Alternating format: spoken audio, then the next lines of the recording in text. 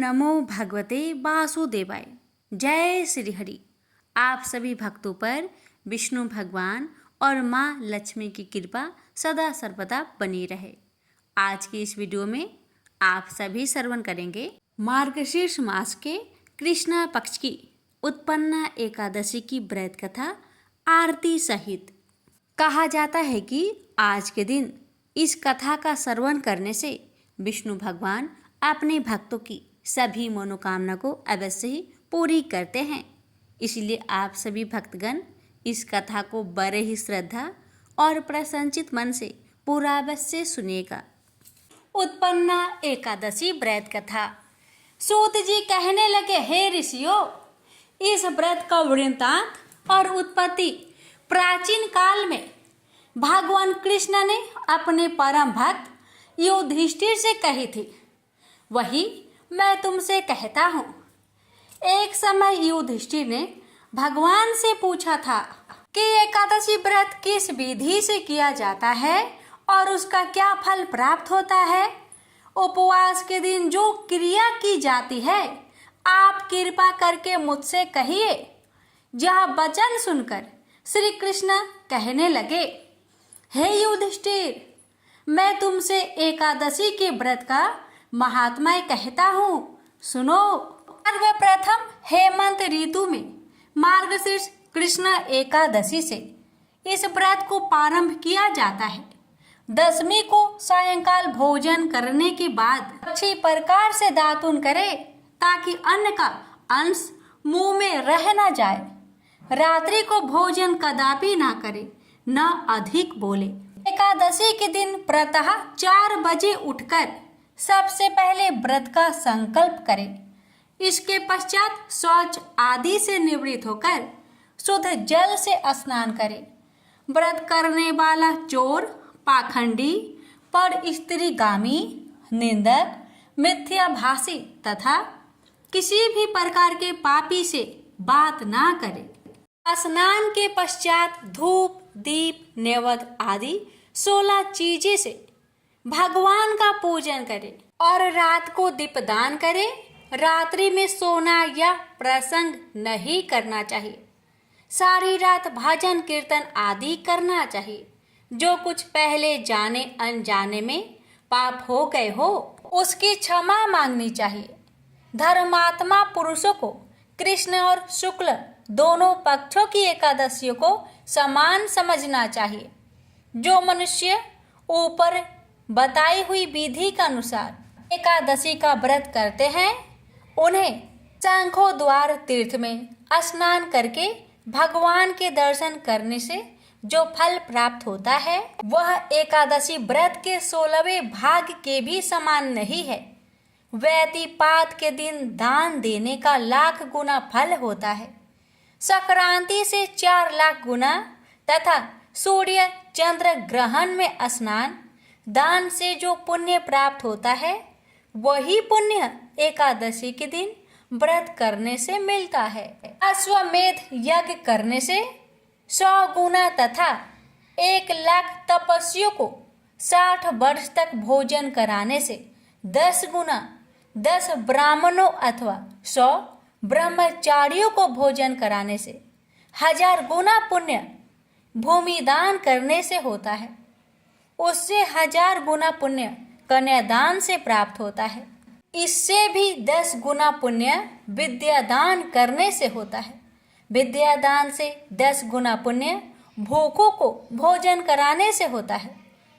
अन्य दान के समान इस संसार में कोई ऐसा कार्य नहीं जिससे देवता और पितर दोनों तृप्त होते हो, परंतु एकादशी के व्रत का पुण्य सबसे अधिक होता है। 1000 यज्ञों से भी अधिक इसका फल होता है। इस व्रत का प्रभाव देवताओं को भी दुर्लभ है। रात्रि को भोजन करने वाले को उपवास का आधा फल मिलता है और एक दिन में एक बार भोजन करने वाले को भी आधा ही फल प्राप्त होता है। जबकि निर्जल व्रत रखने वाले का महात्म्य तो देवता भी वर्णन नहीं कर सकते। युधिष्ठिर कहने लगे कि हे भगवान, आपने हजारों यज्ञ और लाख गौदान को भी एकादशी व्रत के बराबर नहीं बताया। सो यह तिथि सब तिथियों से उत्तम कैसे हुई बताइए। भगवान कहने लगे, हे युधिष्ठिर, सतयुग में मोर नाम का दैत्य उत्पन्न हुआ।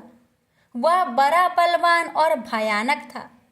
उस प्रचंड दैत्य ने इंद्र, आदित्य, वसु, वायु, अग्नि आदि सभी देवताओं को पराजित करके भगा दिया।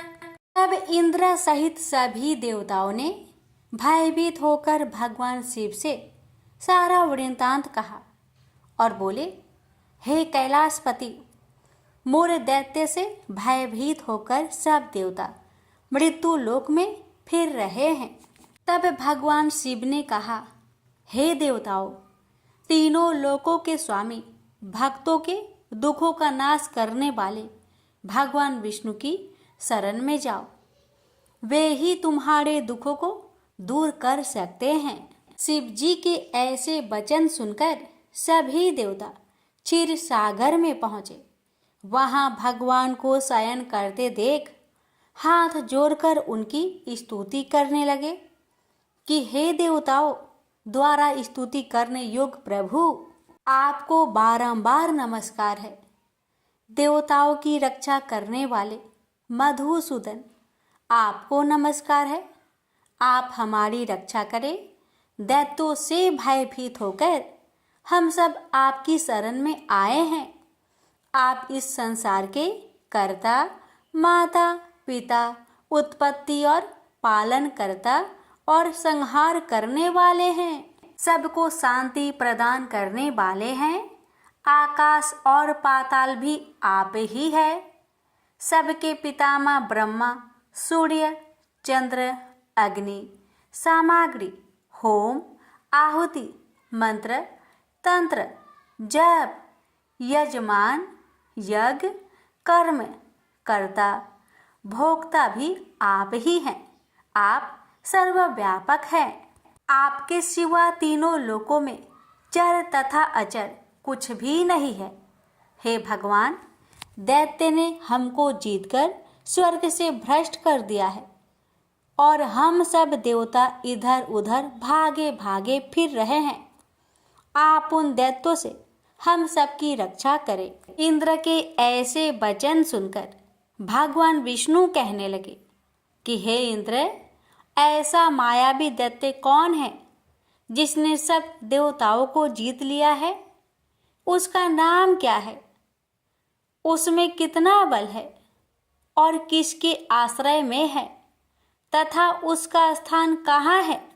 ये सब मुझसे कहो। भगवान के ऐसे वचन सुनकर इंद्र बोले, भगवान, प्राचीन समय में एक नाड़ी जंघ नामक राक्षस था। उसके महापराक्रमी और लोक विख्यात मोर नाम का एक पुत्र हुआ। उसकी चंद्रावती नाम की नगरी है। उसी ने सब देवताओं को स्वर्ग से निकालकर वहां अपना अधिकार जमा लिया है।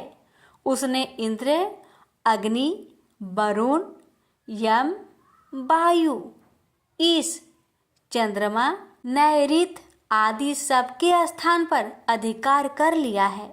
सूर्य बनकर स्वयं ही प्रकाश करता है, स्वयं ही मेघ बन बैठा है और सबसे अजय है।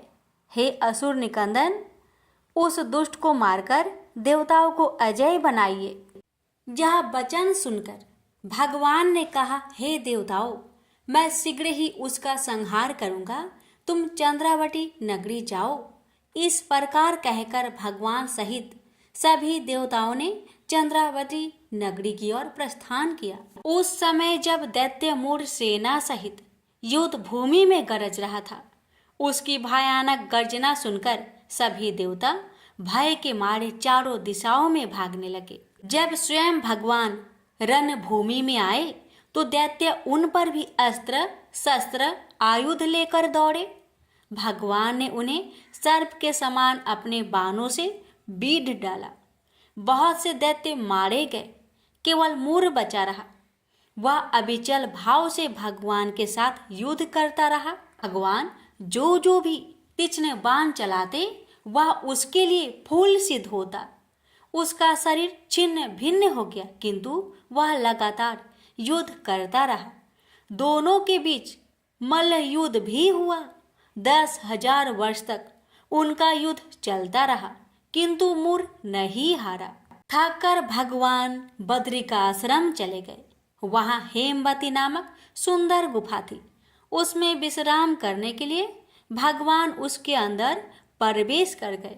यह गुफा 12 योजन लंबी थी और उसका द्वार एक ही था। विष्णु भगवान वहां योग निद्रा की गोद में सो गए। मोर भी पीछे पीछे आ गया और भगवान को सोया देखकर मारने को उद्धत हुआ। तभी भगवान के शरीर से उज्जवल कांतिमयी रूप वाली देवी प्रकट हुई। देवी ने राक्षस मोर को ललकारा, युद्ध किया और उसे तत्काल मौत के घाट उतार दिया। श्री हरि जब योग निद्रा की गोद से उठे तो सब बातों को जानकर उस देवी से कहा कि आपका जन्म एकादशी के दिन हुआ है, अतः आप उत्पन्ना एकादशी के नाम से पूजित होंगी। आपके भक्त वही होंगे जो मेरे भक्त है। प्रेम से बोलिए जय श्री हरि। इस कथा को श्रवण करने मात्र से ही विष्णु भगवान अपने भक्तों की हर मनोकामना को अवश्य ही पूरी करते हैं। प्यारे भक्तों, अब श्रवण करते हैं जगदीश जी की आरती और फिर श्रवण करेंगे एकादशी माता की आरती। अब श्रवण करें जगदीश जी की आरती। ओम जय जगदीश हरे, स्वामी जय जगदीश हरे। भक्त जनों के संकट क्षण में दूर करे। ओम जय जगदीश हरे। जो ध्यावे फल पावे, दुख बिन से मन का। स्वामी दुख बिन से मन का। सुख संपत्ति घर आवे, कष्ट मिटे तन का। ओम जय जगदीश हरे। मात पिता तुम मेरे, शरण कहूँ किसकी। स्वामी शरण कहूँ किसकी। तुम्हें बिनु और न दूजा, आस करो जिसकी।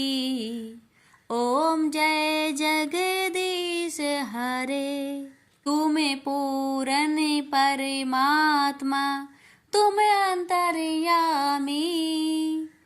पर ब्रह्मा परमेश्वरी, तुम सबके स्वामी। ओम जय जगदीश हरे। तुम करुणा के सागरी, तुम पालन करता। मैं मूरख खल कामी, कृपा करो भरता।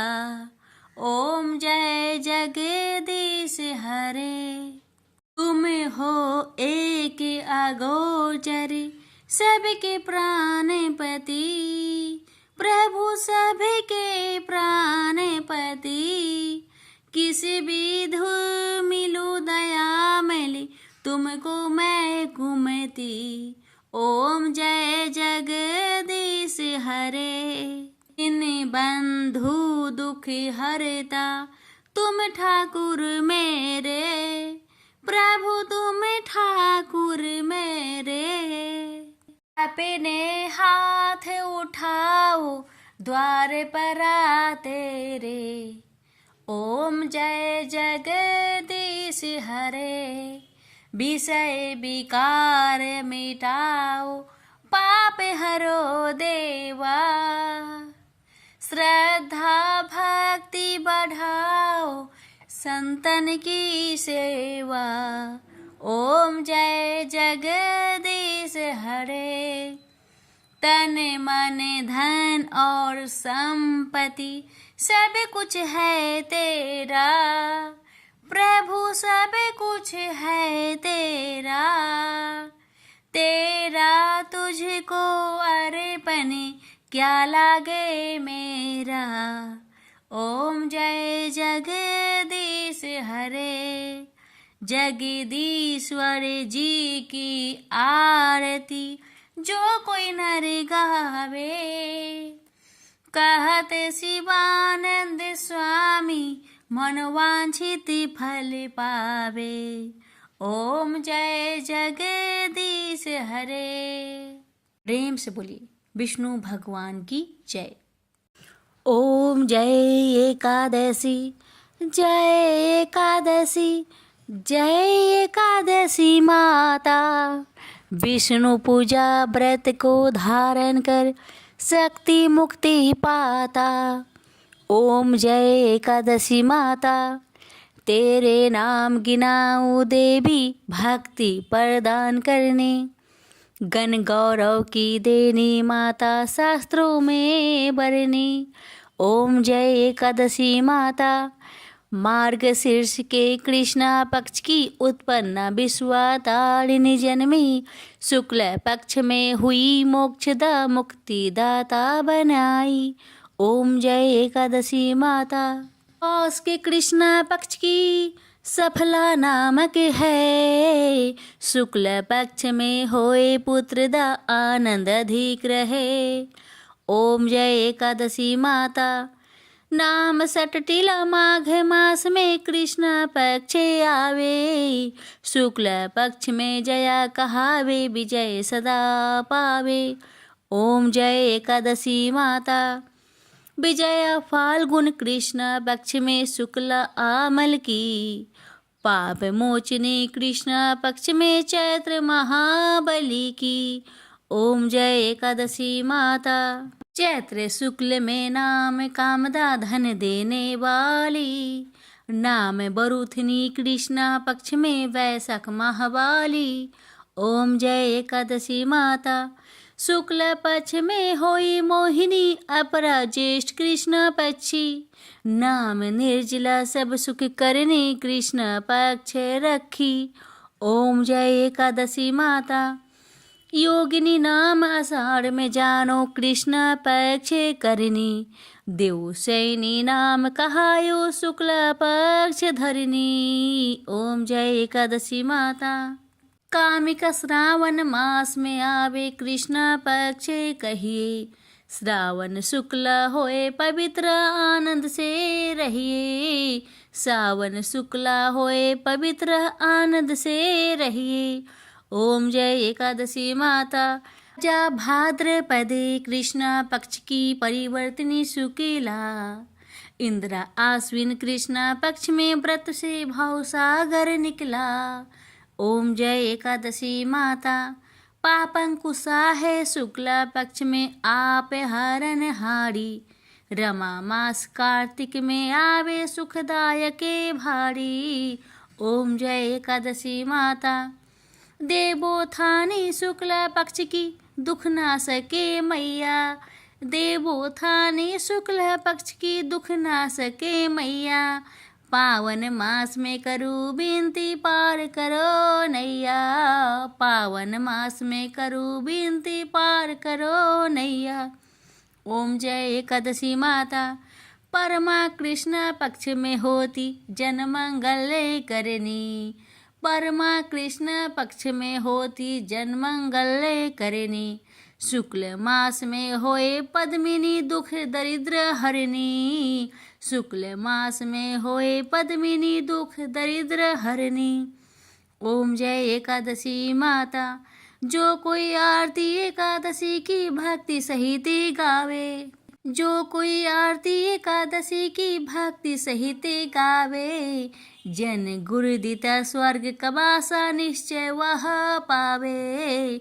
जन गुरुदिता स्वर्ग कबासा निश्चय वह पावे। ओम जय एकादशी माता, जय एकादशी माता। प्रेम से बोलिए एकादशी माता की जय।